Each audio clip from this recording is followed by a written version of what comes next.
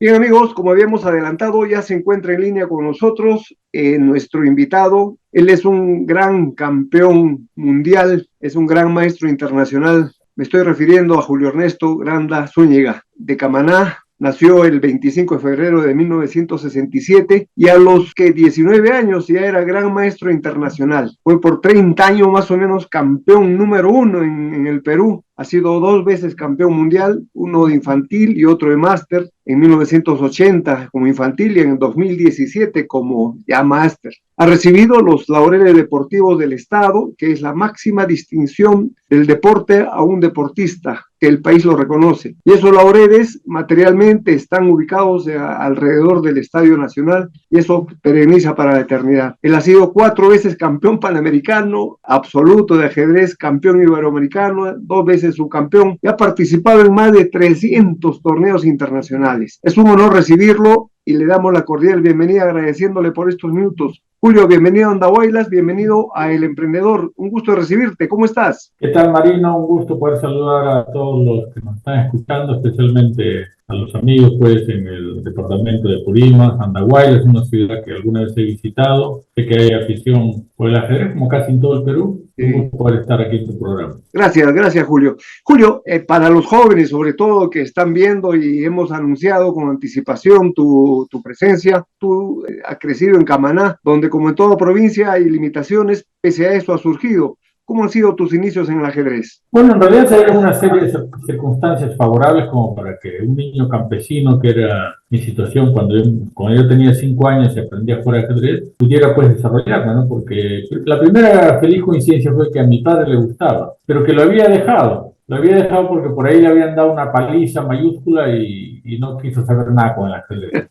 Pero cuando ya tenía familia y era el año 1972, yo tenía 5 años, él se acordó que sabía jugar ajedrez porque en plena Guerra Fría, 2 representantes de las superpotencias mundiales, Bobby Fischer, que era el retador de Estados Unidos, y el vigente campeón de ese entonces, Boris Spassky, tuvieron que disputar el título mundial en la capital de Islandia, de Reykjavik. Y eso generó tal expectativa que llegó a los oídos de mi padre y quiso comprar un tablero y no había, porque estaba tan popular el ajedrez que no había un tablero, hasta que felizmente lo consiguió, nos enseñó. ¿Y quién iba a pensar que el ajedrez iba a formar parte pues de mi vida y que me iba a permitir llevar una vida distinta a la que tal vez las circunstancias del campo, pues, aunque curiosamente a mí me gusta mucho el campo, actualmente vivo en el campo, ¿no? Pero el ajedrez pues me ha permitido viajar, me ha permitido de pronto llevar una vida distinta, por ahí interesante. Y bueno, ya justo este año estoy conmemorando 50 años compitiendo. Desde los 6 años que empecé el primer torneo en Arequipa, pues ya 50 años compitiendo. El año pasado cumplí 50 años jugando ajedrez, que ya toda una vida con el ajedrez. Claro, según sabemos, tú eres el menor de los hermanos y bueno, tu papá le prestaba más atención a los mayores, ¿no? Y fueron los primeros sorprendidos que barriste con los hermanos y barriste con tu papá también. Bueno, en realidad primero había que sortear los obstáculos de la casa, ¿no? Mis hermanos mayores que aprendieron a la par que mí, pero no querían jugar conmigo, porque claro, o sea, en realidad somos 7, pero somos 3 varones seguidos, entonces mis hermanos mayores, ellos pues paraban más juntos, yo era más pequeño, y casi no querían juntarse conmigo, ¿no? Entonces cuando yo quería jugar con ellos, Ajá. no, pero veían que yo también tenía pues mi nivel, y de pronto empecé a ganarles, ¿no? Pero mi Ya. hermano mayor particularmente se burlaba cuando me ganaba, porque yo le ganaba más, pero él me ganaba de vez en cuando. Cuando él me ganaba, hacía un show mediático tremendo, ¿no? ¿No? Claro. Y a él le divertía que yo me ofuscara pues, por la derrota, ¿no? Entonces yo lo perseguía, ¿no? Yo lo perseguía con esos terrones típicos del campo, Claro. pero él era mayor, se escabullía y yo me quedaba con tal frustración. Pero eso me hizo mucho bien, Claro. porque me condicionó a tratar de darme cuenta dónde me había equivocado. Entonces parece que esa fue la clave como para que yo rápido superara a ellos y luego ya tenía un escollo mayor que era mi padre, porque mi padre si bien no era un jugador de club, tenía un nivel práctico importante. Él había jugado en el ámbito de la policía cuando lo fue, también con amigos y tenía un nivel bastante interesante, ¿no? Luego más tarde, cuando él empezó a enseñar, su nivel subió más todavía. Claro. Más de uno encumbrado les dio soberanas palizas, ¿no? Entonces, yo tenía un sólido escollo en casa, pero yo tuve esa habilidad, ¿no? Porque ya a los 6 años yo prácticamente casi se podía decir que era de pronto el mejor de Camaná y empecé y seguía progresando. O sea, yo progresé muy rápido. En 1973 hay un torneo aquí en Camaná clasificatorio para Arequipa. Entonces yo me gano el derecho, pero mi padre en ese entonces se dedicaba a la ganadería que implicaba pues sacar leche, sacar a mano, porque en ese entonces pues no había esas ordeñadoras modernas, pues no. Él tenía que hacerlo a mano, ¿no? Él tenía que madrugar. Y él les dijo a la gente ahí, a los organizadores, no, mi hijo no puede ir porque es muy pequeño, 6 años, que lo voy a llevar. No, él es muy menor. Entonces mi madre le susurró que mi hermano mayor podía acompañar. Mi hermano tenía 9 años, ¿no? Y fuimos y claro, éramos del campo, muy tímidos, con poco roce social. Y dijeron los arequipeños, pues no, ¿y esos chiquitos de qué han venido? Ah, el ajedrez. Jugará el grandecito. ¿Qué es ese chiquito ahí? No, él es el que ha jugado, él es el que ha ganado. Entonces me dijeron, ¿qué es esto? Una camanejada y no me dejaron jugar.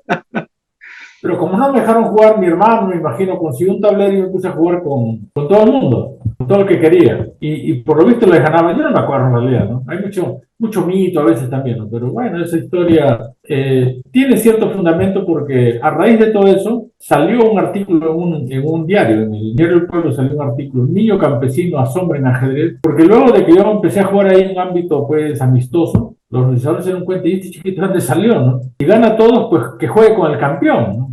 Claro. Y parece que también le gané al campeón, y claro, por eso que llamó la atención. El ajedrez por algo le llaman juego ciencia, bueno, cualquier actividad en realidad requiere un proceso. Claro. Yo recién estaba empezando, pero felizmente esa nota periodística y esa sensación que por lo visto implicó mi participación amistosa, entre comillas, en ese torneito. Entonces, un dirigente importante de Arequipa, el doctor Renaldo Llerena, se contactó con mi padre y ya a partir del año 74 yo empecé a ir todos los fines de semana a Arequipa para competir en torneos de ascenso a primera categoría. Todo ese proceso duró 2 años y desembocó clasificando al campeonato nacional absoluto. Yo fui a Lima con 9 años a jugar el campeonato nacional absoluto. Ya eso era más complicado, pero ya eso llamó la atención y ya había iniciado pues un camino en el ajedrez, me había hecho conocido. Y luego más adelante ya pues empecé a viajar al extranjero, empecé a tener resultados. Era una serie, como te decía, una serie de circunstancias favorables en un país donde no hay, pues, lamentablemente, un medio apropiado donde un talento se puede desarrollar apropiadamente. Claro, ahí tienes una anécdota con un jugador argentino que luego te obsequió el manual de Grau, ¿no? Bueno, yo veo que estás bien informado, sí.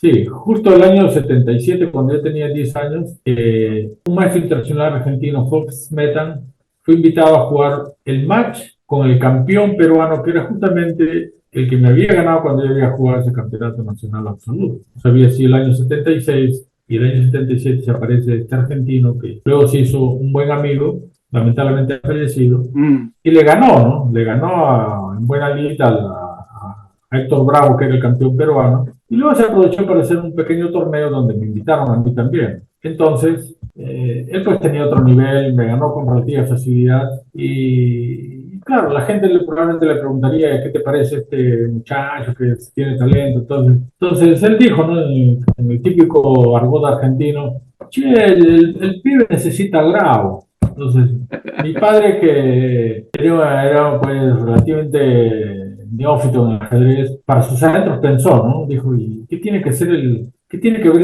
el almirante con el ajedrez? Pensando que se refería a don Miguel Grau.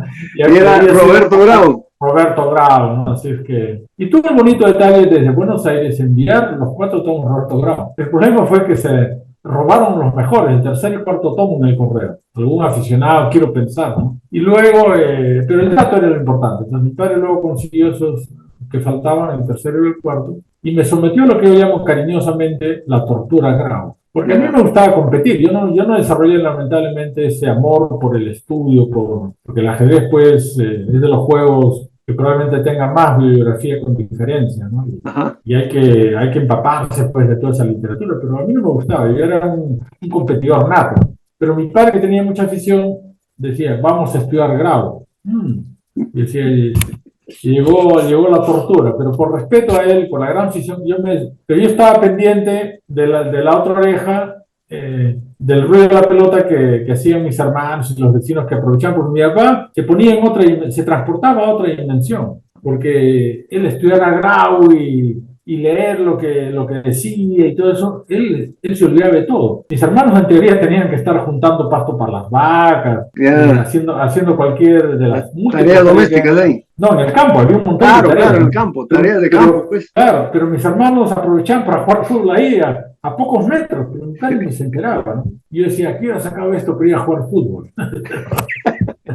Pero claro, por respeto a él, me tuve que someterme a esa tortura, entre comillas, y bueno, es mi base partiente que tengo de ajedrez. Claro, pero eso pues a la larga te ha servido. Ya después tuviste roce internacional, vienen los logros, y todavía siendo niño, ¿verdad? Bueno, justo ya a los 12 años me designan para representar al Perú un torneo en Puerto Rico, que fue el primer torneo, conmemorando justamente el Año Internacional del Niño. Eso fue en Puerto Rico. Sí. Y bueno, es una actuación interesante que en quinto lugar, y eso, digamos, influyó bastante para que el año siguiente me designaran ya al Mundial Infantil en Mazatlán. Claro, y ahí fue donde tuviste el primer logro mundial. Sí, justamente ahí ganó el torneo, y un título mundial siempre tiene un efecto, ¿no? Yo me acuerdo que el dirigente que me acompañó, que era una persona muy generosa conmigo, que fue muy generoso conmigo, don Mario Zapata, se emocionó tremendamente, ¿no? Claro. Y le comunicó un amigo, y este amigo no sé a quién llamaría. La cosa es que rápido la noticia trascendió, salió en primera plana en algunos diarios, me invitó don Fernando Belaúnde. En cuanto a la experiencia con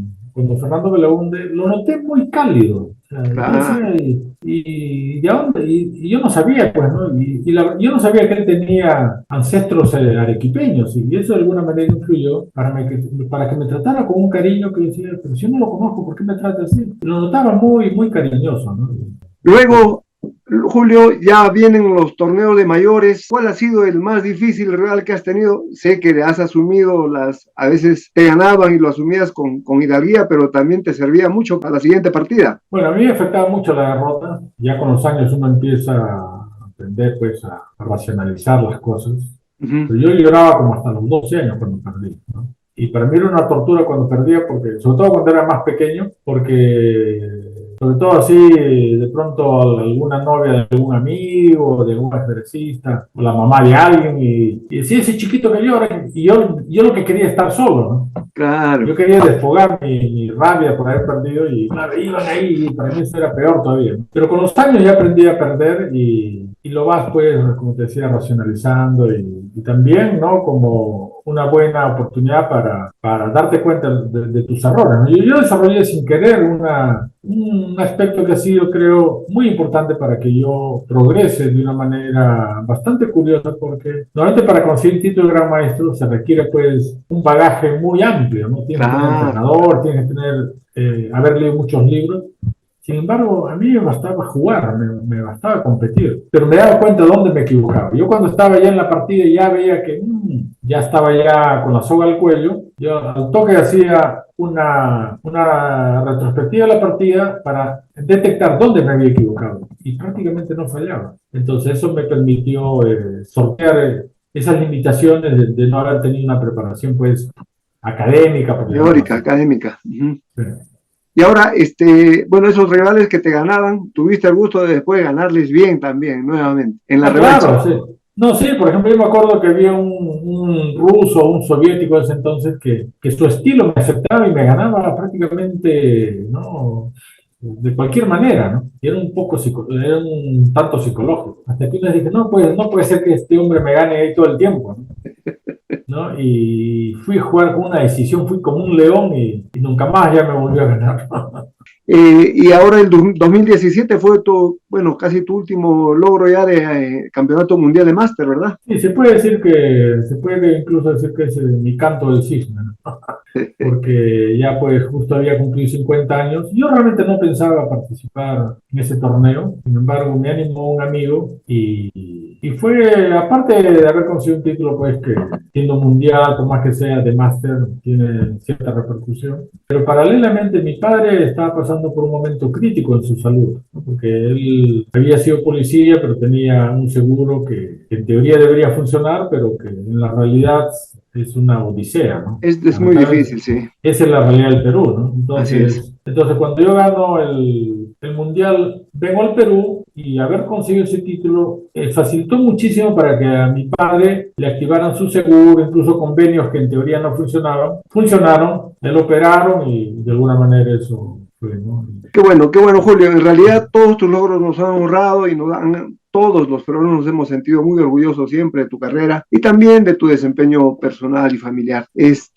¿Cómo ves actualmente el ajedrez peruano, Julio? Bueno, el Perú ya ha trascendido como una potencia en cuanto al talento, en cuanto a cierto misticismo de por qué en el Perú, sin que haya una organización mínima, sin que haya una dirigencia de pronto acorde con ese talento, surjan continuamente figuras, ¿no? Pero claro, ya en estos tiempos cibernéticos el ajedrez viene muy fuerte, ha evolucionado demasiado. Y claro, Perú nunca ha tenido un medio adecuado, entonces solo los super talentos logran superarse, porque claro, el ajedrez para aprenderlo es bastante barato, pero se encarece bastante por los viajes, porque claro, incluso ni Latinoamérica te ofrece muchas alternativas, que no te tienes que irte a Europa, ahora en la India y China son potencias, pero tienes que irte muy lejos, ¿no? Aquí, Claro. en el Perú ni en Latinoamérica hay posibilidades. Y más ahora con el surgimiento, con fuerza de la inteligencia artificial, es un reto mayor, ¿verdad? Sí, porque sí, esa es la riqueza del ajedrez, ¿no? Evidentemente, con la irrupción de las máquinas, recordemos que hubo un famoso match en Nueva York entre Garry Kasparov y un programa potente del IBM, de la IBM, ¿no? Fue la que al final terminó derrotando a Kasparov. Entonces, a partir de ahí una evolución y prácticamente las máquinas han superado claramente al hombre. Pero aún así, con toda esa potencia de las máquinas, siempre el ingenio, la inventiva humana y la interpretación humana hace de que los grandes maestros al menos todavía podamos ayudar a los jóvenes que están aprendiendo. Yo me dedico ahora mismo a la enseñanza por internet y claro, las máquinas son obviamente muy potentes, pero a veces uno no las puede entender. Entonces, entender a las máquinas ahora también es todo un reto porque, claro, tienen un nivel que a veces desborda nuestra capacidad. Claro. Ahora estás dedicado, como dices, a la enseñanza del ajedrez en tu academia, Julio Granda, y esto del Internet también es una gran cosa. O sea, sí podrían inscribirse los alumnos por Internet, ¿verdad? Sí, justamente yo estuve 10 años viviendo con mi familia en España, del 2008 al 2018, que fue justamente cuando me volví al Perú, aunque tengo mis hijas que viven ahora mismo en Londres, en Inglaterra. Yo tengo mis hijos que viven aquí, tengo 4 hijos. Y ya pues, volver al Perú ya implicaba dejar la competencia a un plano más secundario, pero con la pandemia, con el drama que significó la pandemia, eh, no había muchas alternativas, así que ya las circunstancias me ayudaron como para que yo ya me dedique a la enseñanza por internet y en eso estoy, ¿no? Entonces, qué bueno, Julio. ¿Qué mensaje le das a los niños, a los jóvenes que están interesados en practicar el ajedrez? sí, que no necesariamente se condicionen por los resultados, porque claro, cuando uno abraza cualquier disciplina competitiva, pues uno quiere ganar, ¿no? Pero no siempre se puede ganar. El éxito está limitado, reservado para unos pocos. Pero en el caso del ajedrez, que es una disciplina tan especial, yo creo que hay que enfocarlo de otra manera. Obviamente, si tienes el talento y tienes las ganas y estás dispuesto a hacer el esfuerzo, pues trata de demostrar tu valía, ¿no? Pero por otra parte, el ajedrez es un juego tan lógico y tan especial que te puede ayudar, y eso está demostrado, te puede ayudar en muchos aspectos de la vida. Yo creo que te desarrolla un pensamiento mucho más amplio, muy lógico. Ok, Julio, muchas gracias por estos minutos. Que siga tu fructífero trabajo formando ya nuevos valores.